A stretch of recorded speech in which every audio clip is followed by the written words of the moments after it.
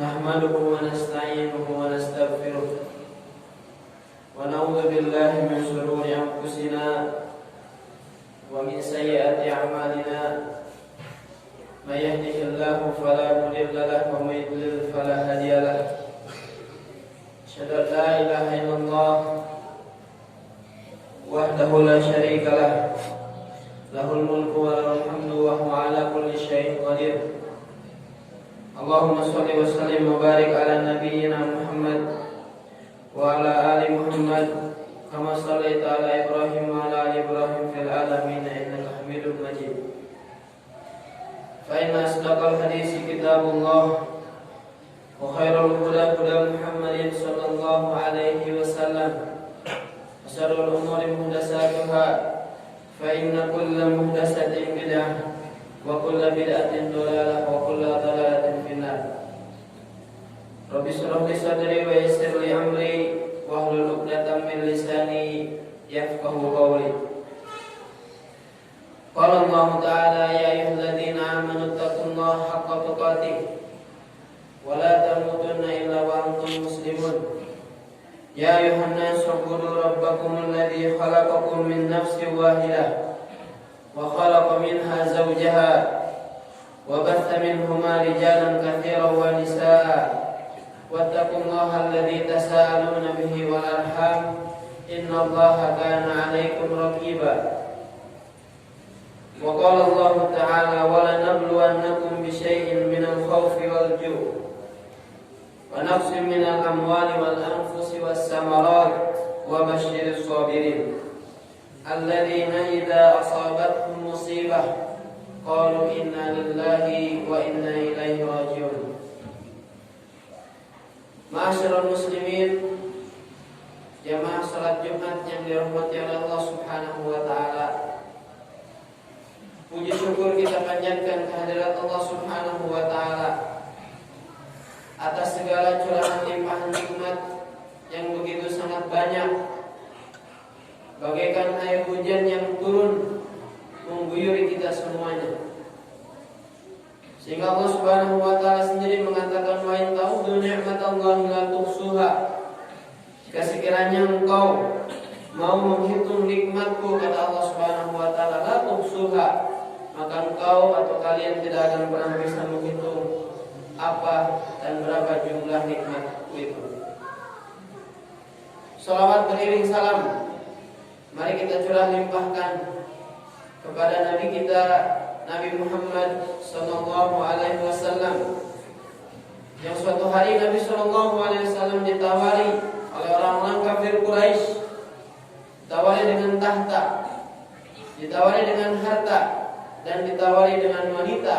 Namun Nabi sallallahu alaihi wasallam mengatakan, jika sekiranya di tangan kananku ini atau di pundak kananku ini ada matahari dan di pundak kiriku ada bulan yang harus aku pikul, itu lebih baik daripada menerima tawaran-tawaran yang bersifat dunia yang ditawarkan atau yang ditawari kepada Nabi Muhammad sallallahu alaihi wasallam.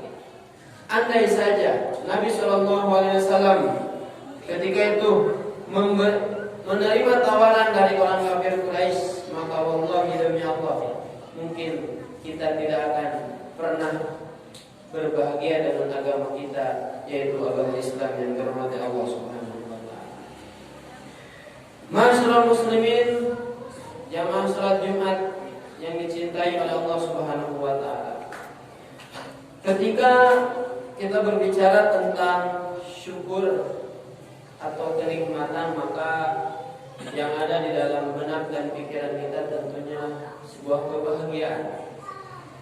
Ketika kita berbicara tentang kenikmatan, maka gambaran kita adalah berapa profit yang kita dapatkan. Maka gambaran kita adalah berapa penghasilan yang akan kita dapatkan, berapa jumlah uang yang kita miliki, berapa fasilitas yang ada di rumah kita, kemudian besar atau tidak rumah kita, mungkin pikiran kita atau rata-rata dalam benak kita adalah pemikiran yang itu saja. Namun hadirin yang dirahmati Allah Subhanahu wa taala, tentu kenikmatan ini yang bersifat duniawi saja. Kenikmatan ini bukan hanya yang bersifat apa yang kita miliki saja. Ternyata nikmat itu sangat banyak, bahkan sangat sedikit orang yang melupakan kenikmatan itu. Sehingga Allah Subhanahu wa taala membuat sebuah redaksi atau dua redaksi ayat yang berbeda namun maknanya sama. Yang pertama, wa qalilun min ibadiyasy syakur. Dan sangat sedikit dari hamba-hambaku yang bersyukur kepada aku, kata Allah Subhanahu wa taala. Yang kedua, qalilan ma tashkurun. Sangat sedikit orang-orang yang bersyukur. Dua ayat ini maknanya sama, namun penggalan ayatnya tentu berbeda. Artinya, ternyata orang-orang yang bersyukur itu sangat sedikit, intinya itu. Dan Allah tidak mengatakan qalilan ma tasbirun, tidak. Allah tidak mengatakan sangat sedikit orang-orang yang bersabar, tidak. Karena buktinya adalah ternyata banyak atau lebih banyak orang yang bersabar daripada orang yang bersyukur. Bukankah para nabi, dari Nabi Adam sampai Nabi Muhammad, itu tingkat kesabarannya tidak ada yang mengalahkan? Bukankah para sahabat generasi kedua setelah Nabi itu juga sama tingkat kesabarannya, juga tidak bisa dikalahkan? Bukankah para tabi'in tingkatan ketiga setelah sahabat itu juga kesabaran mereka sangat luar biasa? Berarti ketika kita berbicara tentang kesabaran dan kesyukuran, maka di sini jelas sangat sedikit orang yang bersyukur dan sangat banyak orang yang bersabar. Karena di dalam pikiran kita tentunya ketika kita berbicara tentang syukur, maka kita cukup mengatakan alhamdulillah wa syukurillah ala nikmatillah. Segala puji bagi Allah Subhanahu wa taala. Kami bersyukur kepada Allah Subhanahu wa taala atas segala curahan limpahan nikmat. Namun prakteknya adalah ketika datang orang yang tidak mampu kepada kita, ketika ada orang yang di bawah kita, mungkin kita lupa, bahkan kita sering melupakan kata-kata alhamdulillah kita. Padahal syukur terbagi dua, ada syukur qauli, ada syukur fi'li. Syukur qauli merupakan syukur perkataan yang sering kita katakan alhamdulillah, dan syukur fi'li adalah perbuatan. Bagaimana kita bisa merasakan penderitaan saudara-saudara kita.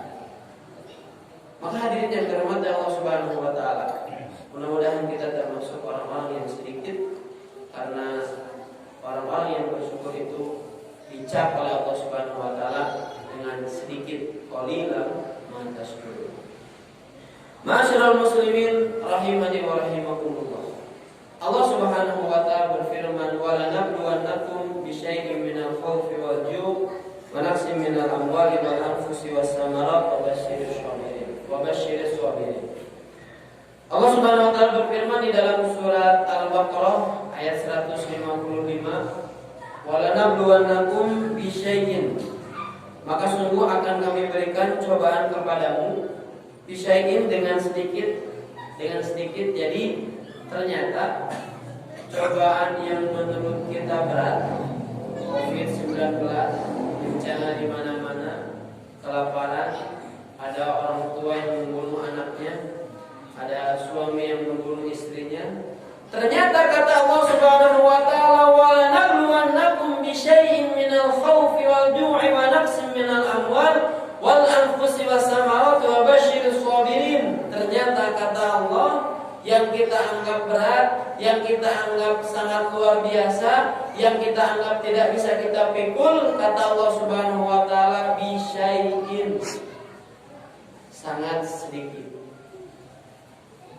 Buktinya apa? Allah Subhanahu wa taala berfirman di dalam surat Al-Baqarah ayat 155 ini, "Maka sungguh kami akan berikan cobaan kepadamu dengan sedikit." Satu, minal khawfi wal ju'i wa naqsin minal amwali wal anfusi was samarat. Yang pertama adalah ketakutan. kita takut akan penyakit COVID-19 yang nyata ada di hadapan kita? Bukankah kita takut mati karena amalan kita sedikit? Bukankah kita takut dengan adanya kecelakaan? Bukankah kita takut dan bukankah kita takut dengan kekurangan? Tetapi Allah Subhanahu wa taala mengatakan di dalam ayat ini sedikit. Ternyata cobaan ini merupakan cobaan setitik dari cobaan yang Allah Subhanahu wa taala berikan kepada kita. Permasalahannya adalah ada yang sabar, ada yang mengeluh. Maka di dalam penggalan ayat terakhir di surat ini, wa basyyiris shabirin, berikanlah kabar gembira kepada mereka yang sabar. Tinggal kita memilih saja. Ketika Allah Subhanahu wa taala memberikan satu titik ujian cobaan kepada kita, maka pilihannya ada dua. Kita mengeluh atau kita sabar. Yang kedua, Allah Subhanahu wa taala akan menguji kita dengan kelaparan. Bukankah selama hampir 1 tahun ini, menurut info yang beredar di media sosial atau di media-media yang lain, itu jutaan orang yang kelaparan. Itu ratusan orang yang sudah kehilangan pekerjaan. Bukankah ini ujian dari Allah Subhanahu wa taala? Namun apa kata Allah? Sedikit. Bukan banyak. Sedikit. Apa pelajaran yang bisa kita ambil? Ternyata kita lemah. Kita tidak bisa melakukan apapun ketika Allah Subhanahu wa taala mencabut apa yang kita miliki. Ketika orang memiliki jabatan, namun sudah habis jabatannya, apa yang dia lakukan? Pensiun. Sudah tidak bisa melakukan apa-apa lagi. Ketika kita memiliki harta namun kita sombong kepada Allah Subhanahu wa taala, Allah mengambil harta tersebut, apa yang kita lakukan? Kita bertahan hidup dengan cara kita sendiri karena Allah Subhanahu wa taala sudah tidak ridho dengan kita. Hadirin yang dirahmati Allah Subhanahu wa taala, lantas apa yang harus kita sombongkan di hadapan Allah Subhanahu wa taala? Lantas apa yang harus kita banggakan di hadapan Allah Subhanahu wa taala kalau bukan keimanan dan ketakwaan kita? Kalau bukan amal soleh kita, kalau bukan ibadah kita? Harta bisa habis, jabatan bisa hilang kalau kita tidak mensyukuri harta yang kita miliki dan tidak memanfaatkan jabatan yang kita punya. Kemudian Allah Subhanahu wa taala menguji dengan kekurangan harta. Ini juga menjadi ketakutan manusia, bukan hanya ketakutan yang biasa saja, tapi ketakutan yang sangat luar biasa. Namun sekali lagi kata Allah Subhanahu wa taala, bisyai'in, ini ujian yang sangat sedikit. Yang keempat, Allah Subhanahu wa taala menguji dengan kekurangan jiwa, kekurangan buah-buahan. Kemudian Allah Subhanahu wa taala mengatakan wa basyiris shabirin, dan berikanlah kabar gembira kepada orang-orang yang sabar. Maka kesimpulan daripada ayat ini kita bisa ambil dua. Ayat yang pertama adalah anfus dan amwal.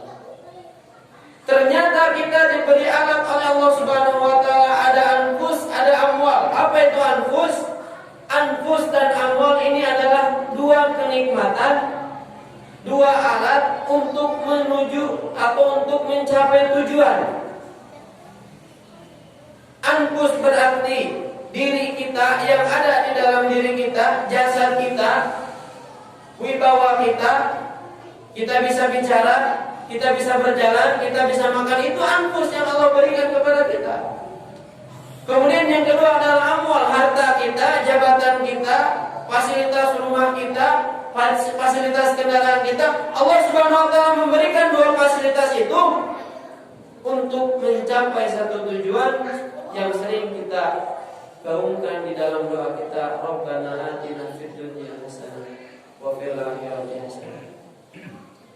Ya Allah, ya Tuhan kami, atina fid dunya hasanah, berikan kepada kami kebaikan di dunia, wa fil akhirati hasanah, dan kebaikan di akhirat. Maka tujuan kita adalah bahagia di dunia dan bahagia di akhirat. Apa alatnya? Apa kendaraannya? kita dan harta kita.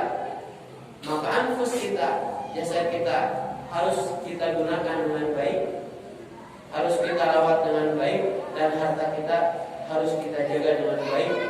Bukan hanya kita makan sendiri dengan keluarga kita saja. Maka hadirin yang dirahmati Allah Subhanahu wa taala, jadikan anfus dan amwal ini sebagai motor atau sebagai kendaraan saja, bukan sebagai tujuan. Bukan sebagai tujuan kita agar mendapatkan anfus, agar mendapatkan amwal, bukan. Karena itu merupakan yang diberikan oleh Allah Subhanahu wa taala, jangan kita jadikan tujuan. Tetap tujuan kita adalah kebaikan di dunia dan kebaikan di akhirat. Itu cita-cita kita. Namun tentunya ada yang mendapatkan kebaikan di dunia dan di akhirat, ada yang sama sekali tidak mendapatkan, ada yang salah satunya mendapatkan baik kebaikan dunia, tidak mendapatkan akhirat, atau sebaliknya kebaikan akhirat dan tidak mendapatkan dunia. Mengapa ada orang yang mendapatkan dan ada orang yang tidak mendapatkan? Tergantung bagaimana cara dia merawat anfus dan bagaimana cara dia merawat amwal. Kalau seandainya kita mau mendapatkan kebahagiaan di dunia, rawatlah diri kita. Qu anfusakum wa ahlikum nar. Rawatlah harta kita. Kalau seandainya Allah Subhanahu wa taala memerintahkan untuk berzakat, mari kita berzakat. Kalau seandainya Allah Subhanahu wa taala menganjurkan kita untuk bersedekah, mari kita bersedekah.